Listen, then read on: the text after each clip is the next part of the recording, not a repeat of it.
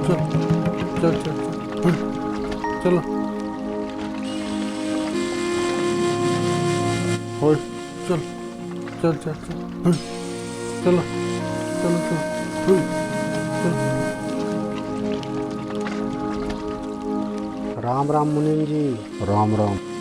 तुम्हें जमींदार साहब बुलाए हैं। ठीक है, आप चलिए, मैं अभी आता हूँ।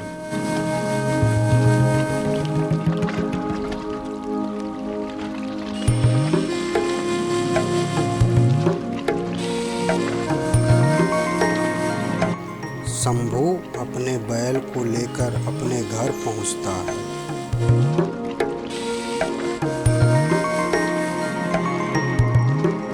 पिताजी, आज आप बहुत जल्दी आ गए।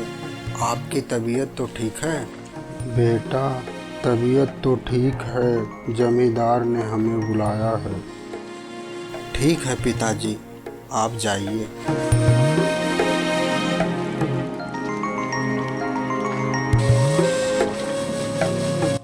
मालिक, आपने हमें बुलाया था। हाँ, तुम्हारे पास जो 5 बीघा ज़मीन है वह पूरी ज़मीन हमें चाहिए। अगर पूरी ज़मीन आपको दे दूंगा तो मैं अपनी रोजी रोटी कैसे चलाऊंगा? और लोगों के पास भी तो अब ज़मीन नहीं है, वो लोग भी तो जीवित हैं। वो लोग दिन रात आपके खेत में मेहनत मजदूरी करते रहते हैं, तब जाकर उन्हें एक वक्त की रोटी नसीब होती है। उन लोगों के पास बुआई के लिए बीज नहीं हो पाता था। वो लोग बार बार हमारे यहाँ से पैसा लेकर जाते थे और पैसा वापस नहीं कर पाते थे, तो ज़मीन तो लूँगा ही।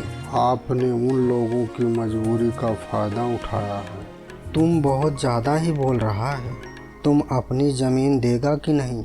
नहीं दूंगा अपनी ज़मीन, चाहे मुझे जान ही क्यों ना देना पड़े। तुम्हें बहुत महंगा पड़ेगा शंभू।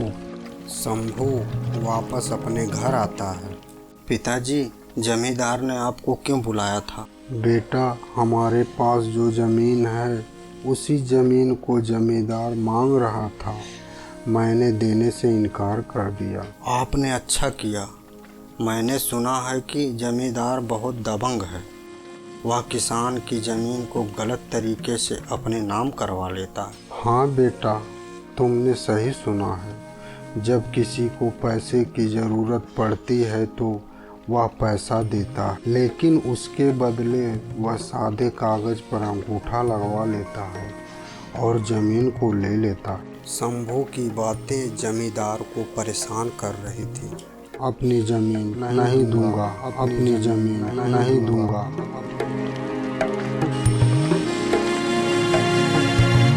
शंभू की फसल पककर तैयार हो गई है।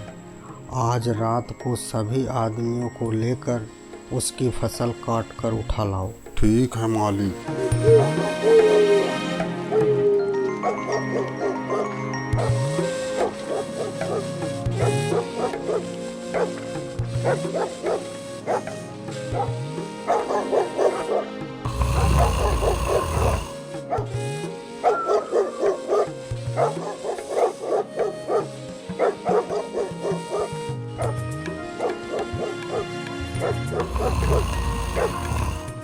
बेटा, बहुत सारे कुत्ते भौंक रहे हैं। लगता है खेत में कोई जंगली पशु घुस आया है। मैं जा रहा हूँ। ठीक है पिताजी, आप जाइए। अरे तुम लोग हमारे खेत में क्या कर रहे हो? हमारी फसल कहाँ उठा कर ले जा रहे हो? तुम लोग कौन हो? अब पहचाना तुमने? अरे मुनीम, तुम हमारे साथ ऐसा क्यों कर रहे हो? वह दिन याद कर जब तुमने जमींदार से जवान लड़ाई थी, उसी का यह परिणाम है। मैं तुम लोगों को अपनी फसल नहीं ले जाने दूंगा। फसल तो हम लेकर ही जाएंगे, चाहे उसके लिए हमें कुछ भी करना पड़े, चाहे तुम्हारी जान ही क्यों न ले। क्या मतलब? मतलब बताता हूँ। मारो इसको। बस अब रुक जाओ, चलते चलते एक और काम कर लेते हैं हम।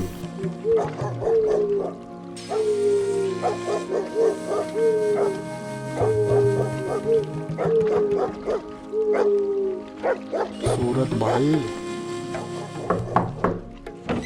हाँ भाई, कुत्ते बहुत भौंक रहे हैं। लगता है जंगली पशु खेत में घुस आए हैं। चलो चलकर देखते हैं। चलो। इधर तो कोई पशु या जानवर नहीं दिख रहा। अब कुत्ते भी भौंकना बंद कर दिया। लगता है कोई जानवर रहा होगा, अब चला गया होगा। अरे ये तो शंभू भाई पड़े हुए हैं। इनको तो बहुत चोटें लगी हैं। चलो इनको लेकर घर चलते हैं। रामू और सूरत शंभू को लेकर घर आते हैं।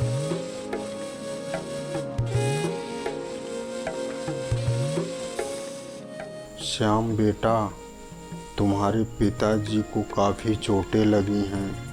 एक खेत में पड़े हुए थे। लगता है कोई जंगली पशु इन पर हमला कर दिया था।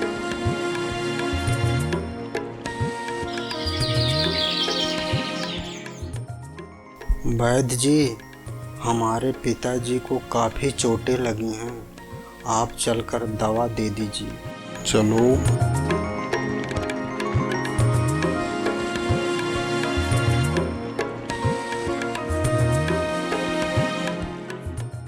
तुम्हें इतनी चोटें कैसे लगी हैं?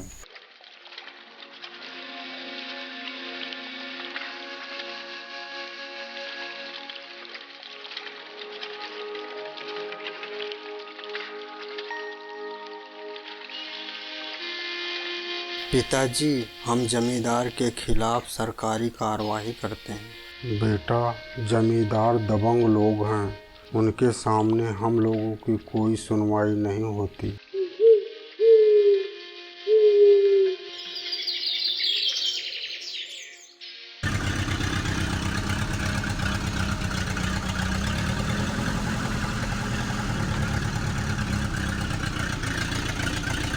आप हमारे खेत में क्यों हल चलवा रहे हो?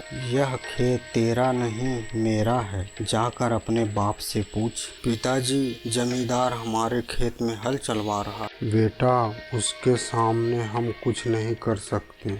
गांव के सभी लोग उससे डरते हैं। इसी वजह से प्रशासन भी हमारी मदद नहीं कर पाता। गांव के सभी लोगों के अंदर जो डर बैठा है जमींदार के खिलाफ, मैं उसे दूर करूंगा और सबका खेत दिलवाऊंगा और अपना भी जमीन मैं किसी कीमत पर नहीं जाने दूंगा। ठीक है बेटा, ईश्वर तुम्हारी मदद करे। आप सभी लोग तो जानते ही हैं कि जमींदार कितना दबंग आदमी है। वह एक एक करके बहुत लोगों की ज़मीन को अपना लिया। अगर हम लोग इकट्ठा नहीं हुए तो वह बाकी लोगों की ज़मीन भी अपना लेगा। हम उनके खिलाफ कुछ कर भी तो नहीं सकते। हम लोग बहुत कुछ कर सकते हैं, लेकिन इसके लिए हमें एक होना होगा और किसी से भी डरने की ज़रूरत नहीं है। वो दबंग आदमी है, उसके खिलाफ जाएंगे तो वह हमें मरवा सकता है। वैसे भी तो आप मर ही रहे हैं खाने के बिना, अपनी ज़मीन रहते हुए भी। मैं पुलिस स्टेशन जा रहा हूँ उसकी FIR दर्ज करवाने। जिसको अपनी अपनी ज़मीन चाहिए वह हमारे साथ चलकर अपनी अपनी FIR दर्ज करवा दे। उच्च अधिकारी ईमानदारी से जांच करते हैं और जमींदार को दोषी पाते हैं। इसको जेल में डाल दिया जाए। साहब, इसको जेल में मत डालो। इसने हम गांव वालों के ऊपर बहुत जुर्म किया है। हम गांव वालों इसको और इसके मुनीम को गधे की सवारी करवाना चाहते। मारो इसको, इसको इसको मारो, मारो इसको, मुनीम को मारो, जमींदार को मारो, मारो इसको। सभी लोग अपनी अपनी ज़मीन पर हल चलाओ और फसल उगाओ। अब किसी से डरने की ज़रूरत नहीं है।